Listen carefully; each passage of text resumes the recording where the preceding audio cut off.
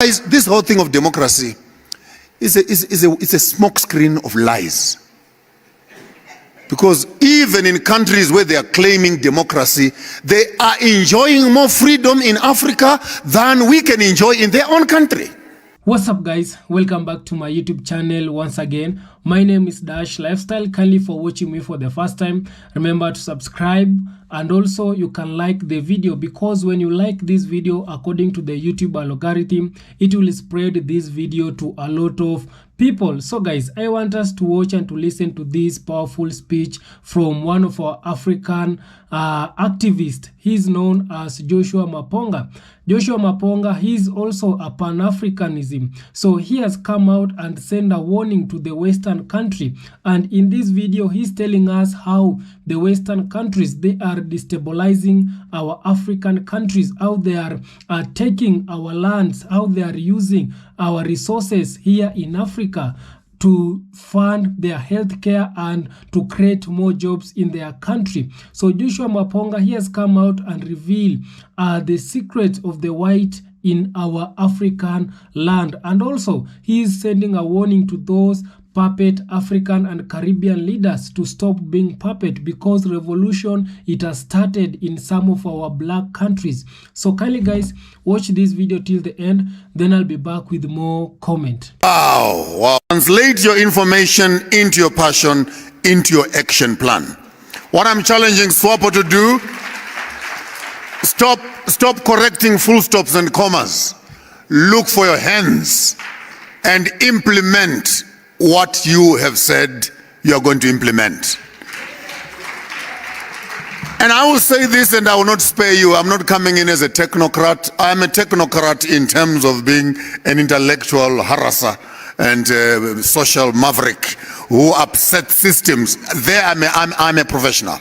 I will harass you and you will not sleep for 16 weeks in a row. And I would want you, as we are concluding, to live here uncomfortable.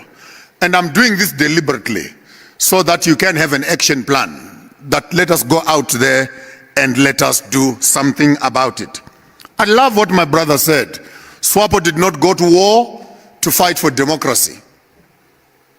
Let's start right there where it's uncomfortable. You guys went to war and you did not go to war to fight for democracy. We didn't go to war so that we wanted to share toilets. No, we can build our own toilets. We went to war because we wanted to restore land. Number one, we wanted power away from those that were oppressing us and to have it to ourselves. And I'm not talking about SWAPO alone. I'm talking this as a Pan-Africanist. This has been the weakness of all African governments, all of them. They went to war to fight for land. When they were there, they started organizing governments and they made themselves the kings while they were at war. And when they came back, they assumed the instruments of colonial power systems, and they started to become the drivers of the same system which had oppressed them. I'm not mixing my words. So we came back with presidents when we went to war with kings. And when they came back, they sat on the same chair that the colonialist was sitting. They became the ministers of health to manage the same health system, ministers of education to manage the same education system, ministers of water to manage the same water policies. Even as we speak today, we still have the red line zones in Namibia where goods cannot move freely. In a country we call a country, but you cannot cross over with the avocados and beef. You cannot cross this line. And you sit back and say, who drew this line? A bunch of some Boers and German guys who said, no, if you allow goods from the north to come down here, then the businesses of the south will die. We are the monopoly holders of business in Windhoek. You can't allow cheap things from the north to come, and those red lines are still there. And we talk about manifestos, we talk about policy change, and yet the devil in the room still looks at us, and to tamper with it, we all want to tiptoe and put golden gloves when we begin to talk about these real issues that matter. Come with me, ladies and gentlemen. We only have three things to discuss. Number one, it is water. Number two, it is land. Number 3, it is air. That's what we are made out of. And that's what gives us legitimacy to stay on this earth. Every one of us, we have a right to clean air. Every one of us have a right to clean water. Every one of us have a right to land. So we don't have all these ministries, beautiful and cosmetic as they are. Minister of what, minister of what, minister of what, minister of what. Oh, they sound very nice, those things. You only have one ministry. Come and say after me, how many ministries? How many ministries? And that is the ministry of land.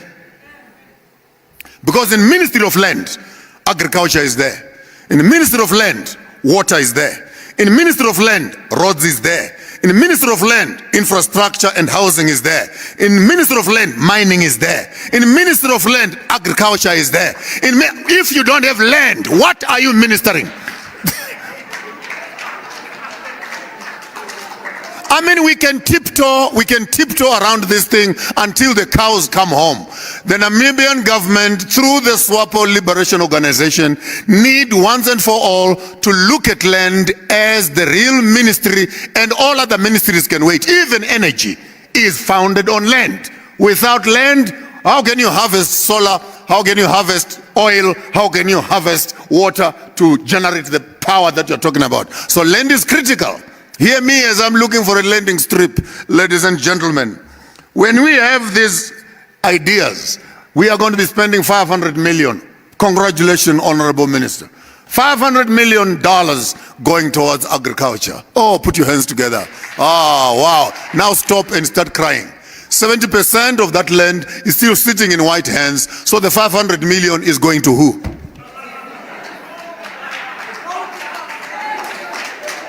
Where is it going? And again, before you get discouraged, as Africans, remember you learn from your neighbors. I'm coming to you from a radical space of Zimbabwe. Now you have an option, because South African policies of land are affected, number 1, by Germany, number 2, by South Africa, and your own Namibian policies. Shame to say, South African land, 72% of that land still lays and sits in white farmers. In Namibia, you're at 70%. So when you look at yourselves in terms of land, just consider that you are exactly where South Africa is. I'll address you as politicians. Because of the golden gloves around land, ANC broke into pieces. UDM, Likota's party, what do you call it? COPE. After COPE, EFF. After EFF, MK. And you go to the manifestos of all these political parties that broke away from ANC, it was one single issue, that they are not willing to address the issue of land. Namibia, you're not far from that. I see lots of young people beginning to look for change. They're not looking for change. It's because you are being gentle the way you look at this monster. So I'll give you a quick solution. The quicker you address this issue, the better. Follow me carefully. We are going to do everything according to the rule of law. Congratulations. Whose law? The same Roman Dutch law that sent you to war is the same law you are trying to implement to fix it. Now let me teach you something like a criminal. Use the law, but use it to your advantage. This is how you do it. I'm telling you a strategy like a serious criminal. You agree that we're going to buy all the land from you, but we're going to pay you only to the developments that you have done. But we're going to deduct the destructions that you have done. And we'll give you the change. I mean, that makes sense. We agree. So you found our land virgin. It was clean. It was productive. You have worked on it for 50, 60 years. You've put fertilizers. You've polluted the rivers. You've what. The quality of the land that you found, vis-a-vis the quality of the land that we are now buying, cannot be at the same price. So we agree to the 3 million purchase of your farm. We deduct siltations, salting of the land, destruction of nature, and etc., and we give you the change. And then we can decide how much can we pay you for what you destroyed. I mean, if they use the law, because for me it's clear, if you take away the law, the land without law, how can we use law to take it back? It was taken without law. In our own way in Zimbabwe, we would take it back without law. That's fair. Unless there were treaties that were signed for you to take it by law. What am I talking about? When it comes to the issues of land, Zimbabwe, we took a radical land reform program. Follow very carefully. We got tired, 25 years of being lied to by the British government. We are going to, when they were using our land as a retirement package for their soldiers from the British Army. And they lied for 25 years, hoping that in 25 years, Mugabe will be gone. They were disappointed. The man was still alive and he was there. And the promises they'd given him were not fulfilled. So it became a mess. The soldier said, if you don't give us land now, you and Britain are all going out. Mugabe to make the U-turn in his policies and look at Tony Blair and says, Tony Blair, you can keep your Britain, I'll keep my Zimbabwe. But that was under emergency. They grabbed the land. I'm being very frank, very frank. They grabbed the land. Unfortunately, our brothers, being our brothers, they distributed the land amongst themselves. It trickled a little bit to the bottom, but the rest of them, the generals and the army, some grabbed more than they could need. And up to now, chased the white people out of the economy, and our food basket went down, our economy went down, sanctions followed us, and for the rest of this generation, you have known Zimbabwe as a junk state because of that. Now, you are Namibia, you are smart. Slightly smarter than us. So I'll give you a 5-year to a 10-year plan. Start a vigorous agricultural training program for your youth. Stop talking land. Stop. Just stop. Don't make noise for these white guys. They will wake up. But I'm giving you a strategy. For the next 5 to 10 years, start developing serious commercial farmers who understand the agro business. From soil to plants, to animal husbandry, to what, who understand it fully. Then take the communal land that is now available, experiment with them, teach them, let them know how to do the food security business. Remember guys, the guy who feeds you controls your mouth. You can't talk too much. If you are borrowing food from me, and remember, food is now being used as a weapon. So they will control your food, as they did in other countries and as they are still doing now. So have an educational program first. So it starts off with your educational system. Develop agricultural institutions as SWAPO, vigorous ones. Then slowly when they graduate, these kids, start putting them on the farms. 5 years from now, 10 years from now, your first graduates, you can begin to approach critical farmers and purchase those farms. Because chasing them away without a long-term plan, you may have to follow the path which Zimbabwe did. The Zimbabwe model is perfect, except that it was rapid and it did not meet up with a properly planned educational system that will be able to protect the stomachs of the people. But while I'm saying that, our stomachs are captured and they are colonized. We need to liberate ourselves from our forks and knives. Because poor agriculture gives us poor health. And poor health feeds into our health system. And all these GMO foods we're talking about in terms of land, we need to liberate ourselves and start going back to organic farming. Indigenous seeds, small seeds. Our parents did not have water shipped around where we need more trucks to carry water. They were staying where they were staying and they had access to water. But when you moved them away from where they were, now you need to move water to where they are, which is not practical. So we need to start looking at vigorous ways of violently, vigorously transforming this mindset, particularly as a ruling party. And SWAPO, hear me well. Stop acting like an opposition party. You are a ruling party. You are not an opposition party. Set the agenda items loud and clear, and let the rest of the nation follow your agenda as a nation and a ruling party. You don't have to constantly apologize and saying things to correct things. You are the leaders. So map the path, and the rest of the political parties and these ones who are backing on the side, they will follow your lead as you are the leaders yourselves. In conclusion, let me sit down, otherwise I'll talk until the cabs come home. You need to, again, lastly, to benchmark your land reform strategy and go to China, learn from China. No one owns land in China. The government owns land, we give you lease agreements. When you die and the lease expires, the land flows back to the owners, who is the state. Tanzania, Britain, you can own a little bit of what the Queen does not want, but the rest of it belongs to the crown. And if you don't like Britain, you can lift your house and go. The land remains as a property of the Queen. What is above your house belongs to us. What is underneath your house belongs to us. You only own what is on top of the house, which is basical. That is Britain. You visit UAE, Dubai, the king owns the land. Mine and etc. We belong. So, guys, this whole thing of democracy is a smokescreen of lies.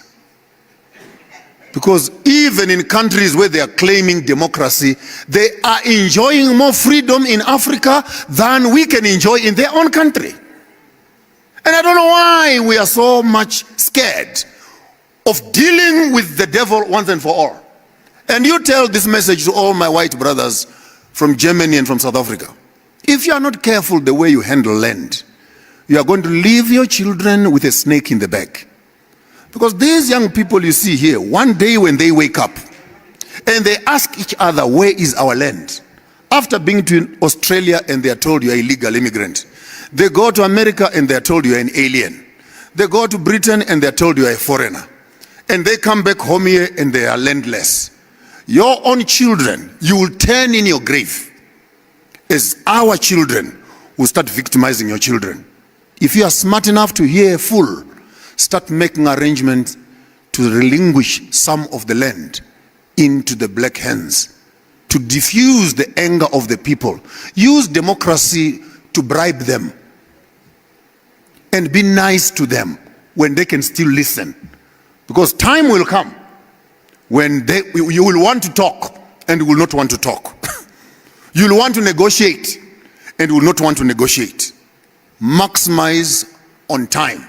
And as far as land is concerned, gentlemen, we don't have to apologize for what rightfully belongs to us. The African does not own his land. The land owns him. From it we have come. To it we shall return. I owe my allegiance to the soil where I come from, because soil is spiritual. That's where my history is.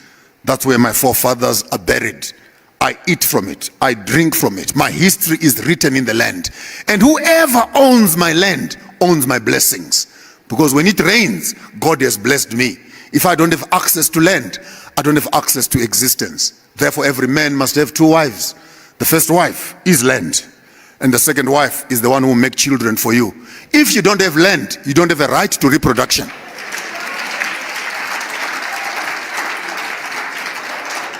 Because you cannot sleep with your wife on WhatsApp. You can't sleep with her on Facebook.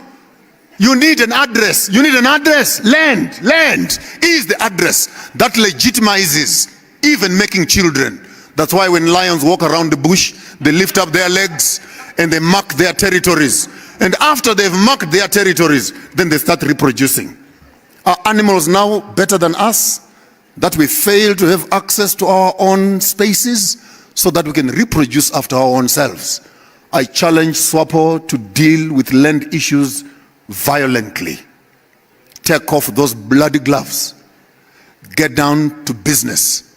But be strategic, be thoughtful, be mindful, be future-seeing, and put strategies that will work. But no matter how long you wait, sweet talking around land, it will boil down to one thing. Who will ultimately be the owner of the land? So I would want to respect that by policy. Let's keep the land as state land. Let people lease it from us as they work. And let us constantly be in control, because this is one of the only assets that we have as a nation. And if we must be sovereign, we can't have Germans here who have farms in our place and they're busy sitting somewhere. They don't even come here. They just send their friends to come and shoot some few impalas. And they convert some of the agricultural land into tourism plots. where their friends can come and hunt. And they don't even pay the money here. Sorry, Honorable Minister. They buy the tickets and pay in Germany. Then they buy tickets to come here just to visit. The only money you receive, if ever they come, it's your hotel and your water.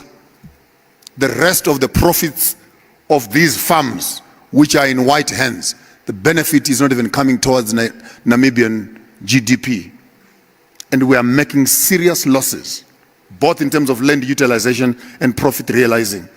And sooner or later we must discover who is our enemy and who is our friends. This is how I want you to think. This is how I want you to feel. This is how I want you to do. Swapo! So guys, I hope you have watched and listened to that powerful speech from one of our African activists and also a Pan-Africanism. He's known as Joshua Maponga. I really love how Joshua Maponga, he has come out and sent a warning message to the Western country, and also how he is warning our African puppet and corrupt leader to change, because revolution, it has started. Joshua Maponga, he's saying that, he's telling us we need to wake up as a black people. We need to change as a black people, because for a very long time these people, they have been using our land. You can imagine, these people, they have been using our lands to get resources from our land. These people, they are controlling our land. So when these people, they are controlling our land, and we as African people, we know our health, it is coming from the land. We need to stop them. We need to protect our land, because these people, they are taking our resources. After taking our resources, they are using our resources to fund the healthcare in their country. They are using our resources from here in Africa to create more jobs for their children in their country, and yet they are leaving our country to be poor. And yes, these people, they are the ones who are calling our countries, our African country, as a poor country, and yet they are the ones who they are really depending in our country. So Joshua Maponga is telling us that we need to stop depending also to these people, because these are the same people who are calling us a third world country. You can imagine, these are the people who are calling our African country as a poorest country. People are dying with hunger. A black African country, it is not the country that people should go and visit. They are the same person who they are calling some bad names to our African country, and they are the same people who they depend so much in our African country. So Joshua Maponga, he's telling us that we need to stop these people using us. Our leaders, they need to come out, because we need to see revolution. We as African people, we have resources, we have everything that we have everything which can make us, our African country, to develop. Yeah. And also Joshua Maponga is telling us that these people, they are we depend so much to an extent that we are getting loans from these people. You can imagine. So even if you are dying hunger, we as black people, we need these people to come and feed us. You can imagine. Because when we have disasters in our African country or any black country, the first person to come out and help, it is from the Western countries. Yeah, they usually come out and send some food and donate money. They donate so many things, so that they can make us black people know that these are the good people who they are feeding us. But when these people, they are feeding us, Joshua Maponga is telling us that when somebody is feeding you, that person, he can control you. That person, he controls you. Yeah. If you are feeding yourself, there's no any other person who can come and control you. And that it is exactly. It is like when you have been employed.